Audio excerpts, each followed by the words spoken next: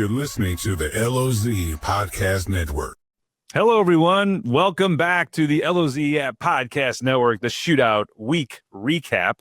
We are so lucky to have Mark Maasen with us today. How's it going? Doing great, man. Now, Mark, you're just a little bit involved. I'll say, a little bit involved. President of the board, longtime contributor and donor. You don't just give your time, you give your money, you give your company. Your whole family is involved in this. This is a big iteration for you and has been for many, many years. How many years have you been associated with the Shootout? 37 since day one. Since day one. So you were there at Shooters when the first one happened. And First one happened. Yep. Did you run in that one? No, I was a pace boat. I got voluntold by my dad that said, "Hey, Bob Morgan and the boys and Sign Grouping them, they're putting this event on, and they need some patrol boats, and you need to be there Saturday morning at 7 or 8 o'clock, where it was. Don't be late." Okay. And you showed up, and ever since you fell in love with it. I've been hook, line, and sinker. So, the Shootout used to be over in the 21, Shooters 21, right there on the 21 mile marker. Was there for a lot of years. Mm-hmm. Then Shooters became homes. They sold. And so they moved it over to the west side, which you're a west sider, your business is over there. A lot of successful years on the west side. Did a lot of good things over there. And involved in getting it moved over there. Yeah, heavily involved in getting it moved over there. And then an opportunity arose to kind of bring it back home. And when I say opportunity, I mean opportunity. Yep. Like go into a little bit about, and look, you took some heat on the move because, everybody in the west side wanted it to stay there.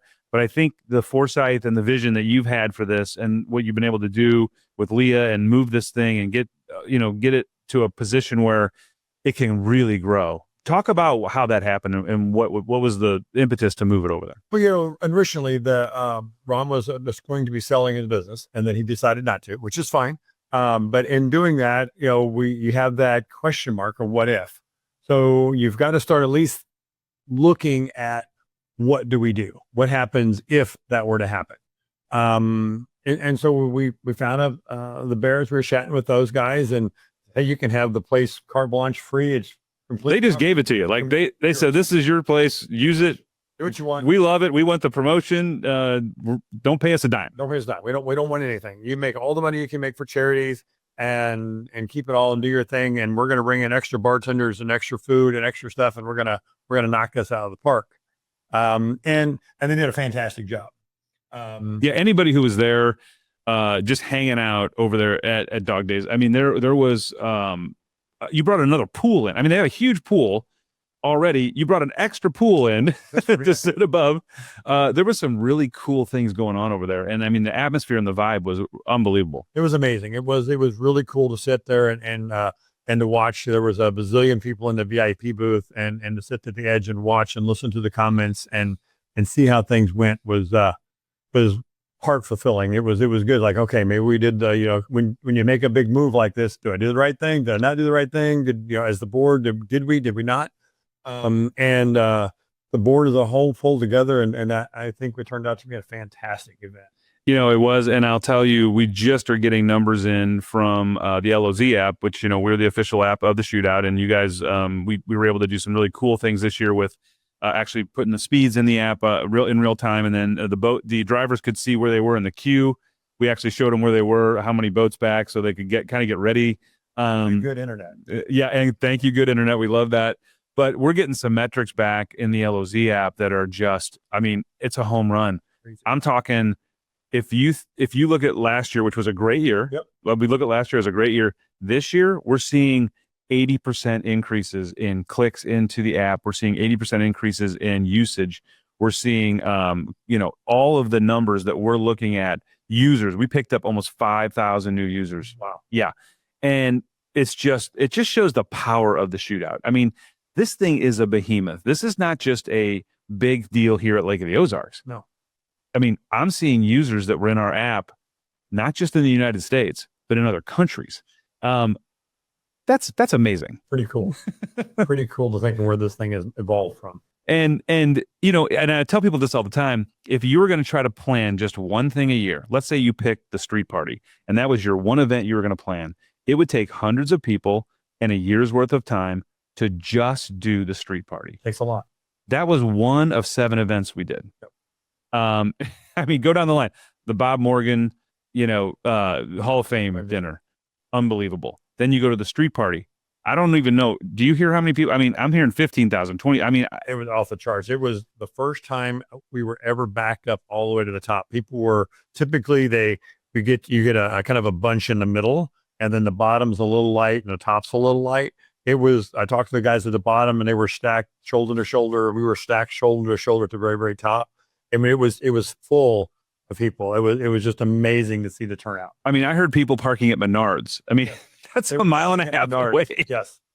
All the way up. It was crazy to see. And what a cool, and what I thought was cool, we were broadcasting live down there at Tucker Shuckers. And one of the things that I think the people don't realize with the street party is it's kind of a family deal. Like there's a lot of moms, dads, kids in strollers looking at, little kids taking pictures. I mean, they get up close and personal with these boats, and they can take the pictures and they can see everybody and touch you. Yeah. And it's just an amazing event. Like it's an adult event too, but the amount of kids that get a kick out of being down there and get to walk around and see this stuff. And the weather was perfect this year. I mean, we have to thank whoever upstairs for that. That was amazing. My wife keeps saying she took credit for the weather. Okay. Well, we'll give it to Tiffany. Yeah, she can get credit for that. But each of those events that you had, Rock the Dock, the demo days, all the things that are going on every day. Poker, oh my God, we didn't even got the Friday. You guys sponsored the poker run. You've done it for how many years? I mean, the poker run since the inception of it down here, and it's become, this thing's huge. This is not like a 10-boat poker run. I think it was over 150 boats this year. 150 boats coming out of the cove. I mean, just unbelievable. A whole day on the water. You tied in, I think, 12 or 14 different locations. Yes. And you had kind of a fun incident. You kind of broke down. Were you getting a little crazy out there, or did just no, just one of those things. Just popped a blower belt on the supercharger on the outboard, and so most guys it takes about a week to get that part in and get it fixed. Yeah. How long did it take you guys? I phoned a friend or two, and thanks to Advantage Marine and they ran the belt over to Tom Klein Helicopter, which is sitting at Papa Chubby's, and they said, "Hey, let's have some fun with this." And I said, "I'm all in." So they came over and dropped the blower belts out of the chopper right down. The chopper, and they're videoing our video team's videoing it from the ground, and it was quite the little spectacle. You're back and running though. I mean, it's your event. We got to get your boat going. To have fun. It was good. It was fun, and everybody there at Big Dick was having a great time. They enjoyed watching that go on as well, and so everybody bailed in to help me. That's a testament, though, to what happens at the shootout. I mean, you'll see if guys have problems on boats or guys are having difficulties, you'll see other crews go over to try to help them, right? I mean, it's a competition. Let's face it. People want to win. Everybody wants to do their best. But if somebody's having trouble or a breakdown or if somebody needs some extra advice, everybody's willing to chip in and kind of help out. Yeah, exactly. And that's a cool atmosphere. That's what keeps it, it's a charity event. Like at the end of the day, it's a competition, but it's a charity event, and all the things that are going on. I know Tiffany, your wife, did, Wishing on a Ride. That was a huge event. We did the auction on Friday night. Ashley put together an amazing event over there at Lazy Gators, Shady Gators, luau. We actually had a live luau going on and live dancing. It was incredible. And then of course, Leah Martin and her staff, I'm not sure they slept for a couple weeks.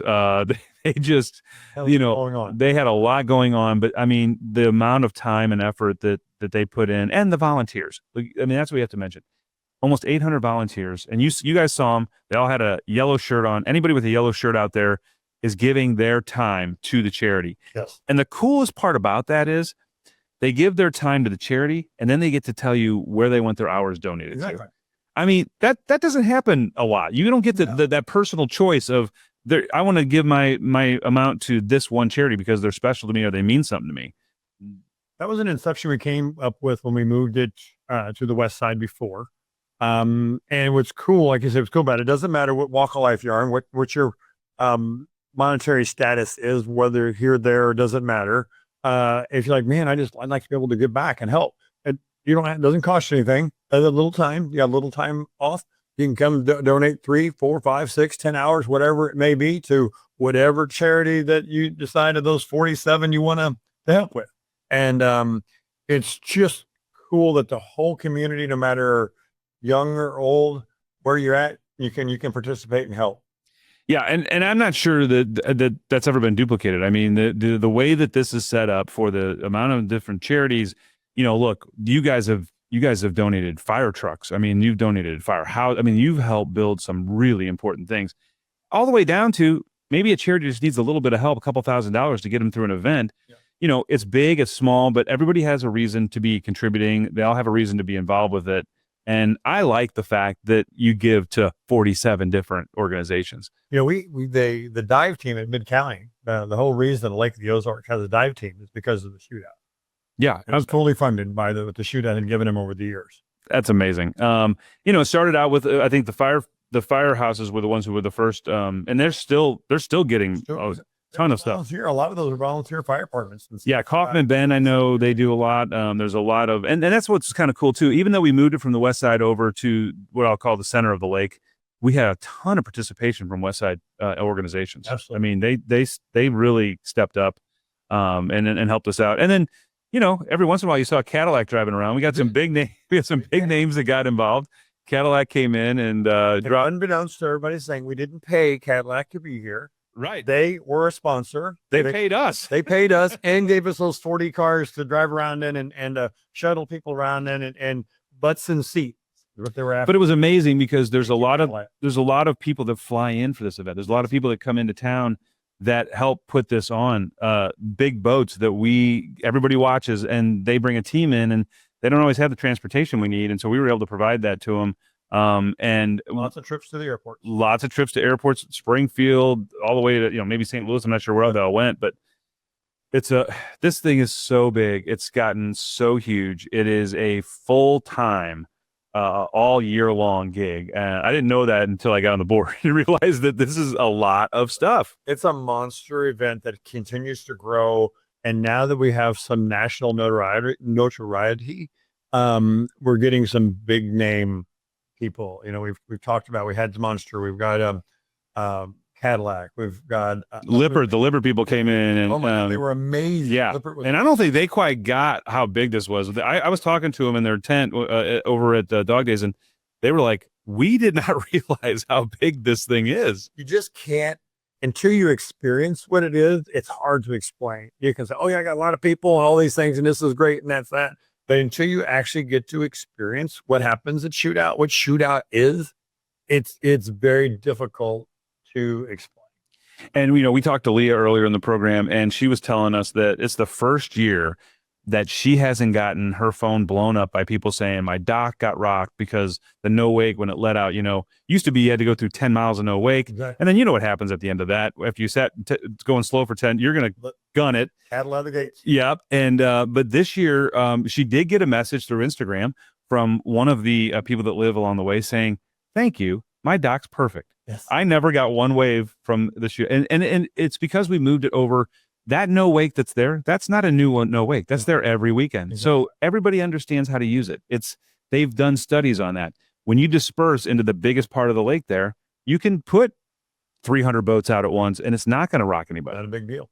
And when they go out of there, they go basically both directions. Yeah. So there's kind of a split. And that's kind of what the Water Patrol was hoping for, is when that happened, that they would kind of disperse both ways, because the Water Patrol does not want an extended no wake out there. Yeah. They would rather not have that. Well, and I even talked to some friends of mine that said, we took our Sea-Doos over and we were able in 15 minutes to get our Sea-Doos through the no wake, putter around a little bit, watch some of the action and go back home. Like, the usability for the fan, it doesn't mean you have to go and stay all day. Now you can pop in for a couple hours. And let me tell you, a lot of people popped in because on Saturday, when you saw that line of boats went on and on and on, it was like 25 party groves lined up down there. More deep. It was crazy. But I mean, the people that were there said the crowds were cheering. It was just such an exciting event for them. And it just, I guess the water over there is pretty good because we had some pretty good speeds. Pretty good speeds. Yeah.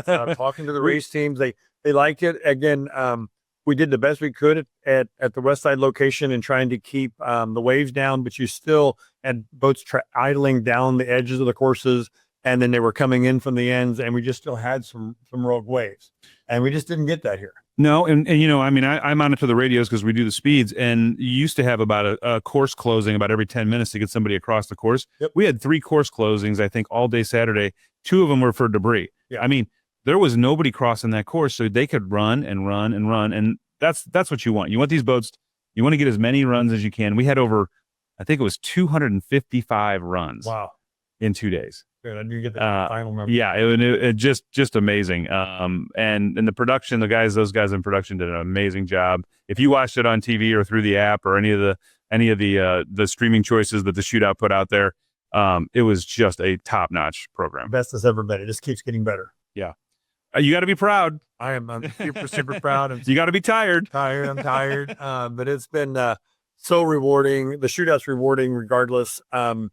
From day one to now, it's always a good thing. It's heartfelt, and to be part of it and to be able to lead it at this point in time is very humbling on an event of this size. We've got a fantastic team. This is not about a Mark, because Mark is just there. We've got a great board. We've got a great staff, and our volunteers. Kudos. I mean, you just can't say enough about our volunteers. No, they're the glue that holds all the rest of this together, and then we get to have a little fun here in October, November, get to hand them some money back. I'm excited. Yeah, that's going to be exciting when we finally get everything down and see what we have. And there's still another event coming up. I know there's the Shootout for the Shootout, so that's coming up that you can go out and shoot skeet. And I'm gonna go participate in that. I think it's going to be a fun thing, and actually won't be 120 degrees, hopefully. Nice. So, but I think that the lesson that we learned is change can be good. Change can be good. It's a lot of work.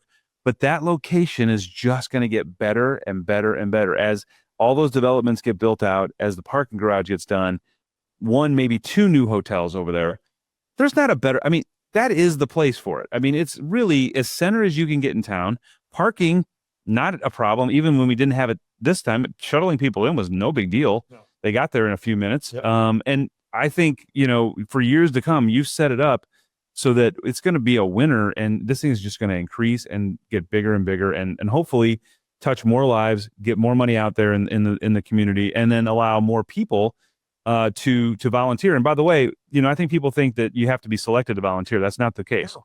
You go to shootouthelpers.com, you sign up on that site. You can do it today, you can do it tomorrow, you can do it anytime during the year. You put down, you sign in, and you get to pick from which events you want to work. You get to pick what shifts you want to work. And then you get to pick where that charity hours gets contributed to. You're in total control. Yeah. And what a great way for people to give back, and just and it's fun. Like, when you work these events, it's not work, it's fun. Now the guys that deliver ice, okay, that's work. Love work. some of the parking guys get a little bit of that's a little bit of work too sometimes. Yeah. But a shout out to everybody that came out this year, and we're already in the planning stages for next year. I know Leah said, I like to think maybe she gets a break for a week or 2, but that she said this is her probably one of the most important couple weeks she has, because she's locking in all the people who were just here that like, I'm in. So we love to hear that. Yes, absolutely. And we had a lot of people that have already said, "Hey, I just send me my stuff. I want to send you money for next year." I'm gonna be involved again, and that's incredible. I did talk to Leah a while ago, and then she is trying to take today, Saturday, Sunday, Monday to chill, and then. But she won't. She'll be on her phone. She'll be on her phone. That's just the way she is. She believes in it. She believes in the mission. And I think in all in all, it's just going to keep growing. It's going to keep getting better. Well, congratulations, my friend. I know that it was a big move for you. It was a big risk. I say big risk. You knew all along it was going to be good. Now the numbers are out, and it's a home run. I mean, absolutely home run. And one other little thing, I've got 2 phone calls from there's 4 or 5 restaurants that were in that no wake area that we always had. The previous no wake area. There's no wake area. And I've got 2 phone calls from 2 different restaurants, and thanking me because they had record weekends that weekend. And normally they wouldn't, because nobody's going to stop in there. No, they didn't want to stop, or they didn't want to say, "Oh, I'm up here at the four corners where I'm going to idle for a while so I can go to one of those restaurants." And they this didn't happen. I mean, no one idled that long, and no fault to anything other than the water was rough, and that was the fix for it. And so now those restaurants get to enjoy Shootout Week as well. Oh, that's awesome. Well, guys, you heard it here from the board president, Mark Maasen, all the good stuff that happened, the Shootout Week recap. I mean, I don't know that any of us who were involved with it thought it could be this big or this much of a home run, but I'll tell you right now, it was an amazing event. It goes on all year. We have events all year long. Get involved with the Shootout. Go to shootouthelpers.com. Become a volunteer. That's the one way that you can really give back and really help us make this thing even bigger, because without the volunteers, this thing doesn't go on. No, and just participate, period. If you don't want to volunteer, just participate in one of the events or come down and see it. It's a great thing, and the economic impact to this community is tremendous. Yeah, no, I mean, you talk about bringing some cash into the community. It definitely succeeded in that. Yes, and how about that Lieutenant Governor, Mr. Davis? Oh my gosh, he was so excited. He was. I mean, the lieutenant would have to grab his feet and pull him back down. I wasn't sure. The best part of the lieutenant governor that I thought for the whole week was seeing him drive. They put the camera in the boat on the second day, and he drove with he drove one of the cats down there with Randy Sism, and the look on his face. Better yet, the look on his wife's face, who was sitting behind him. He was excited. That was like a little kid who got to do something. And I'll tell you what, I talked to him, and he said everywhere he goes in the state, he talks about the Shootout, because he said this is one of the coolest events going on. And it's kind of cool to have the lieutenant governor on your side and helping you out. It was cool, and to have him excited and to want to be here. And they've also said they've done some checking, and the Shootout is probably the 5th biggest event in the state of Missouri. And getting bigger. So, and now that he's seen it, that may change some. So we'll see. But it's cool to watch. Well, guys, thanks for joining us again. Like I said, we're going to be bringing you a lot of feedback on the Shootout Week and the recap, because it's so big. We're having a great time talking with all the people who are involved with it. Thanks, Mark, for coming in and joining us today. And we will see you guys next week on another episode of the LOZ App Podcast Network.